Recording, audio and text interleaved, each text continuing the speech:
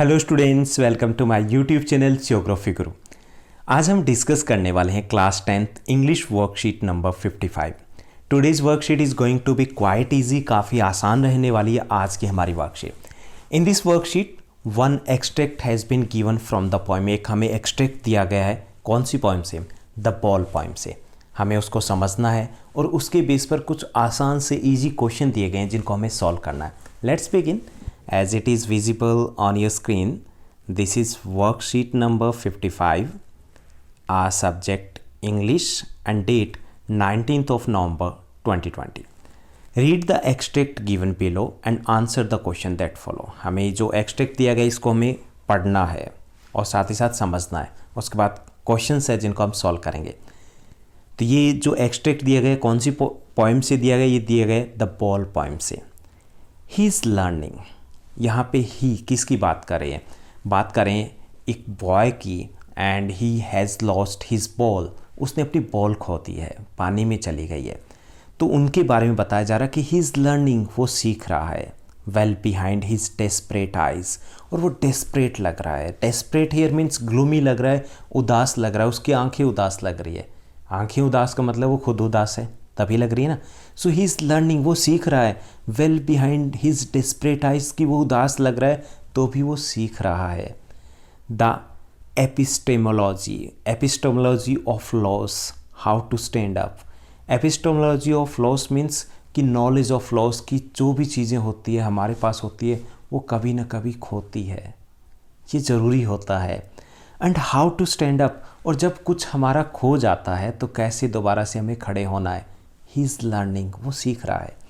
नोविंग what every man must one day know and most know many days how to stand up, और वो सीख रहा है जो हर व्यक्ति को एक दिन सीखना है, और हर व्यक्ति बहुत बार अपनी लाइफ में सीखता है।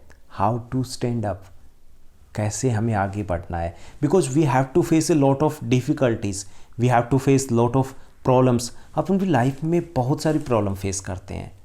जब तक हम उनको फेस नहीं करेंगे कैसे सीखेंगे? How to stand up. So this boy is learning, ये उसका पहला लेसन है जो सीख रहा है, क्योंकि पहली बार उसने कुछ खोया है। सो ही इज़ लर्निंग, क्या सीख रहा है? हाउ टू स्टैंड अप, खड़े कैसे होना है, आगे कैसे बढ़ना है। How to face the problem, how to face the challenge, कैसे उनका सामना करना है। ही सेंसेस फर्स्ट रिस्पॉन्सिबिलिटी, और पहली रिस्पॉन्सिबिलिटी उसको महसूस हुई है क्या?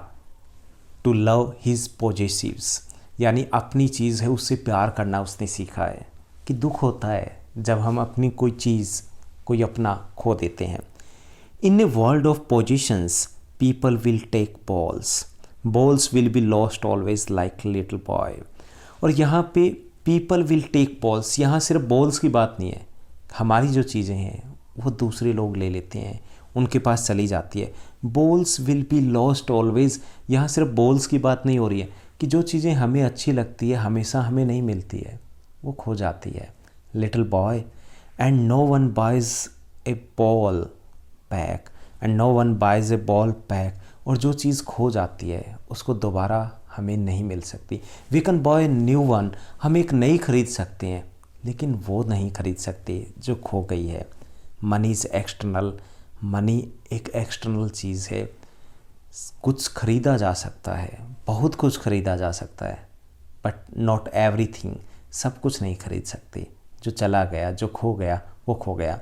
तो यहाँ पे द बॉल पोएम है, यहाँ इस पोएम के थ्रू मैसेज दिया गया है that we need to learn how to face our challenge, how to face our problems, कि हमें अपनी लाइफ में अपनी प्रॉब्लम्स को, अपने चैलेंजेस को कैसे फेस करना है, क्योंकि ज़रूरी है इनको फेस करना, क्योंकि बहुत सारे ऐसे चैलेंजेस अपनी लाइफ में आते हैं। तो ये थी the ball poem. Now let's move to the question answer. बेहद आसान से कुछ क्वेश्चंस दिए गए हैं तो हम यहाँ पर डिस्कस करने वाले हैं। सॉल्यूशन आपको नीचे भी अवेलेबल होगा रिटन में।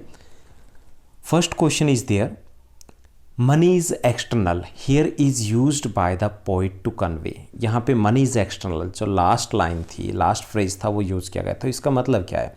तो इसका मतलब यहाँ पे हमें काफ़ी सारी चीज़ें दी गई है। तो फर्स्ट ऑप्शन हमारा आंसर रहेगा meaning of loss. Money is external means meaning of loss, की जो पैसा है उससे सब कुछ नहीं खरीद सकते, जो खोना है वो खो के रहेगा। Second question is there, the poet uses senses first responsibility to refer to, यहाँ पे एक फ्रेज यूज़ किया गया है, सेंसेस फर्स्ट रिस्पॉन्सिबिलिटी, अपनी पहली जिम्मेवारी को महसूस किया। किसकी बात हो रही है? यहाँ पे बात हो रही है the boy taking care of his positions, कि वो अपनी चीज़ों का ध्यान रखना सीख गया है। Third question is there, the word epistemology, the word epistemology doesn't have a similar meaning, इसमें से एक ऐसा वर्ड है जिसका मीनिंग है एपिस्टेमोलॉजी से नहीं मिलता है, तो वो डी रहेगा हमारा आंसर, फंक्शन ऑफ स्टेम, तो ये इसका मीनिंग नहीं है। Fourth question is there, transferred epithet is a poetic device used in the phrase, यहाँ पे ट्रांसफर्ड एपिथेट एक जो पोइटिक डिवाइस होता है, जैसे आप हिंदी में अलंकार करते हो, ऐसे यहाँ पे पोइटिक डिवाइसेस होते हैं। तो ट्रांसफर्ड एपिथेट है वो इनमें से किस फ्रेज में है? ट्रांसफर्ड एपिथेट क्या होता है कि जैसे बात की जा रही है किसी की, लेकिन एग्जैक्टली किसी और के लिए, जैसे हैप्पी बर्थडे हमने बोला, तो यहाँ पे बर्थडे को नहीं बोल रहे कि बर्थडे हैप्पी है, हम बोल रहे हैं जिसका बर्थडे है उसको। जैसे हमने बोला today was wonderful day, wonderful day का मतलब नहीं कि दिन कुछ अलग निकला था, 4-5 सूरज निकले थे, ऐसा नहीं था। वंडरफुल डे मीन्स आज का हमारा एक्सपीरियंस अच्छा रहा था। तो यहाँ पे हम जो बात कर रहे हैं तो वो सामने नहीं होता, इनडायरेक्टली हम किसी और बारे में बोल रहे होते हैं। तो यहाँ पे इसका आंसर रहेगा डिस्परेट, जो डेस्परेट आइज है। डेस्परेट आइज मीन्स उदास आंखें हैं। तो यहाँ पे उदास आंखों का मतलब ये नहीं कि आंखें उदास है, it means that the boy is sad, boys जो बॉय है वो उदास है। तो ये हमारा ए आंसर रहेगा। Fifth one is there, the word that doesn't indicate a hopeless situation impossible to deal with, एक वर्ड ऐसा है जो होपलेस सिचुएशन से रिलेटेड नहीं है।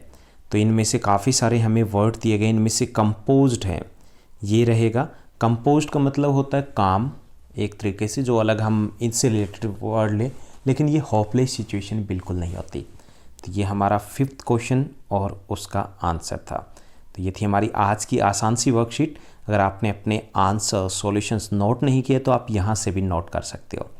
उम्मीद कर रहा हूँ आप 10th क्लास में हो, बोर्ड की क्लास में हो, आपकी स्टडी अच्छे तरीके से चल रही होगी। अगर अभी भी शुरुआत नहीं की है तो टाइम रहता है, टाइम टेबल बनाइए और लग जाइए, एक दिन नहीं आज ही से। और अगर अभी तक आपने हमारे चैनल को सब्सक्राइब नहीं किया तो इस चैनल को सब्सक्राइब ज़रूर कीजिएगा। Thank you, bye bye, have a nice day.